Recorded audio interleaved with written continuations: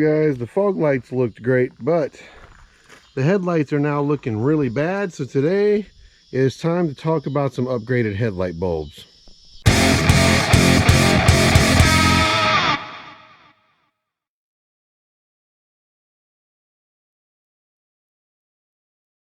Now, headlight removal for these is really easy. You just got the two little plastic tabs.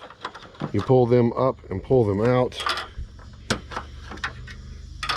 and you pull the headlight back. You've got one electrical connector right here,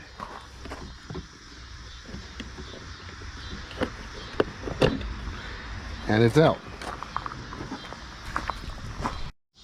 Now you got the housing over here. Each bulb has its own little rubber cover. This one is missing this one for some reason, but the one we want is the third one over right here. This is your low beam headlight.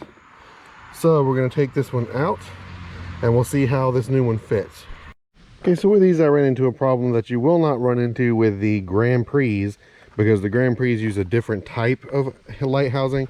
But how these are the light recessed down into this outer housing, the housing had to be clearanced right here to make room for the heat sink on the back.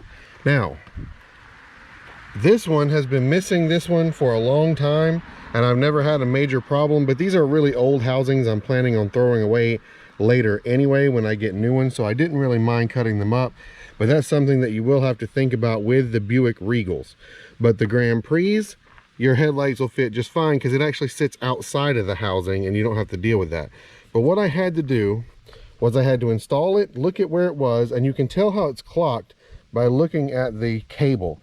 You want to take the little tool that they provide, loosen the ring on the side, and rotate it until the cable is pointed straight down when it's installed all the way, and that's the correct way to install it. Then you just plug it in like this. Then I'm going to need to find somewhere or some way to attach this to the back, which I'll do at the car. And then in theory, at least, this should be together and should be working. Here it is clipped in, and this, compared to the stock headlight, has a big light output difference. Now the other thing is the way these lights are side to side, what I'll be able to show you at night is this is designed for this light to stay low and not shine in people's windows. That's why you have to clock that correctly to make sure that the light pattern is what it's supposed to be. But there they are. Now we're going to wait till dark and we'll get a real comparison.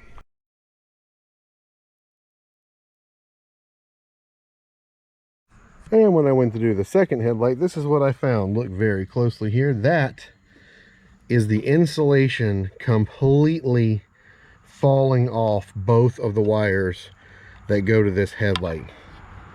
That is not going to work because that will short and cause all kinds of problems. So I guess this headlight housing is down. So we're still going to do our nighttime comparison, but we're only going to do it with one headlight, and it looks like the Buick's going to be down till I can order some new headlight housings. And here we have the nighttime shot with only one headlight. It's putting out probably 3 times the light I was getting out of it before with both headlights. So here's what it looks like. Not the best picture in the world, but that's what it looks like in the dark. Very bright, really good output. So what did you think about these? The bulbs look great. Their light output is really good. They don't fit the Buick housings very well, but they would fit the Grand Prix housings perfectly.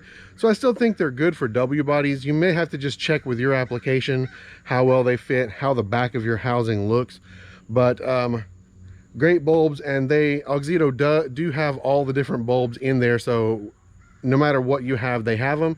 Check that out at my affiliate link down in the description, and remember, you can use my code right here to save 15% on your order. And for this video, I am out of here. Hopefully this was educational. I will see you guys in the next video. Thank you so much for watching, and peace.